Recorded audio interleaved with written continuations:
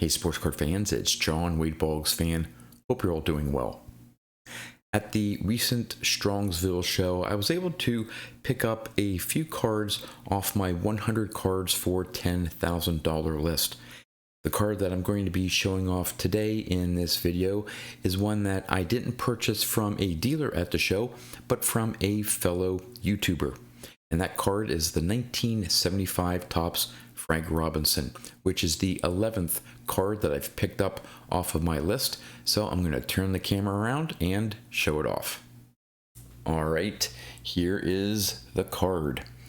Great example of the 75 Topps Frank Robinson. Happens to be in a PSA 6.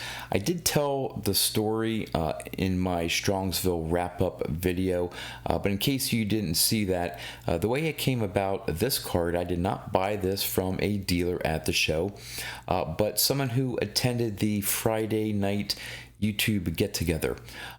Keith Brown was at the get-together. I don't think he creates content, but he follows a lot of the YouTube channels and was invited to the get-together.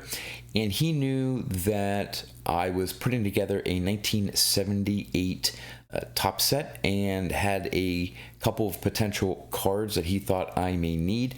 And in fact, there were 4 of them that I picked up from him that I needed for my set, and he had some other cards that he was either looking to trade or sell at the show. And as he was thumbing through them, I saw this one and I said, "Hey, are some of these cards for sale?" And he said, "Yeah." And I said, "Well, can I take a look at the Frank Robinson?" And he said, "Well, it's only a PSA 6. Well, once I saw it, I didn't care about the number grade. That 75 Topps card is well centered. Love the colors, registration, everything about it. Just checked all the boxes for what I'm looking for in a vintage card. Here's the back as well. Couldn't be happier when he offered to sell this to me, and we put a good deal together. Actually, he gave me what he thought was a fair offer, and I thought it was fair. No further negotiation needed, and was happy to pay him what he wanted. I'll get into the numbers a little bit later here, but there it is, the 1975 Topps Frank Robinson. Now, what I like to do in these videos here is not just show one card off, but I did a recent video of another Frank Robinson off this list. I picked up his 1968 Topps card, and in that video I showed off the other Frank Robinson cards I have in my collection. So I'm not going to do that again in this video.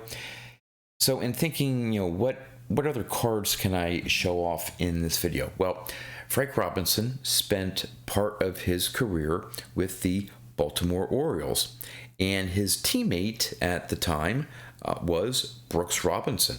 So Frank Robinson, Brooks Robinson, I thought I would show off the few Brooks Robinson cards I have in my collection. Again, not directly tied to Frank, but again, they were teammates for a time in Baltimore. So we'll put this one aside here for now.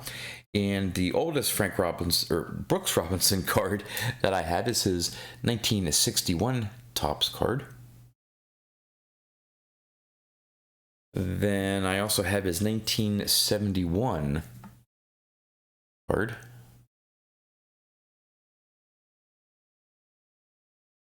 I also have his 74. As you can see, I'm not even close to putting together a complete run for Brooks Robinson yet. Here's his 75. That was nicely centered as well. And finally, it's technically not his last playing days card, but it's the 1970 Topps Record Breaker card of Brooks Robinson. All right, back to the card at hand for this video. the 75 Topps Frank Robinson. So let's get into the numbers as I do for the wrap up of these videos here, just to show the progress that I'm making off of my the 100 cards for $10,000 list. All right, so this is card number 11. On the list, I had this card at a PSA 8 for $75. Again, not that I really wanted or was looking for a PSA 8, but again, putting the list together, they had to average around $100 a card. And for a 75 Topps Frank Robinson, $75 equates to a PSA 8. Obviously, I picked this one up in a PSA 6. When I figured out what I technically paid for the 4 1978 Topps cards, I was in for the Frank Robinson for only $25. So originally budgeted or thought I would have to spend $75. I only spent $25, so I was $50 to the good. Now when it comes to the value or the price for a PSA 6 copy, on the low end they sell for $10. The average around 15, on the high end 40. So I'm sort of between the average price and the high end price, but I was okay with that, considering the overall deal that I got, including the 478 Topps cards, and seeing how well centered this card was, the colors, registration, everything. I was happy to pay a little bit on the high side over the current average price. In fact, to be honest with you, I didn't even look up the price in VCP's database at the time. I felt $50 for everything, all 5 cards, was very reasonable. And turns out that, yeah, this was a pretty good deal considering the condition of this, or the overall eye appeal of this PSA 6. So with the total 11 cards, I had anticipated having to spend $950 for those 11 cards. To date, I've only spent $490. So I am $460 to the good, which not quite halfway, not 50% of what I thought I would have to spend, but it's pretty close. I'm not going to be able to keep or maintain that level of savings. There are some cards that I may not be able to save too much off of what I had anticipated spending. There are certain cards that even in a PSA 4 grade, I don't really want to get anything below a PSA 4. You start getting into creases and things like that.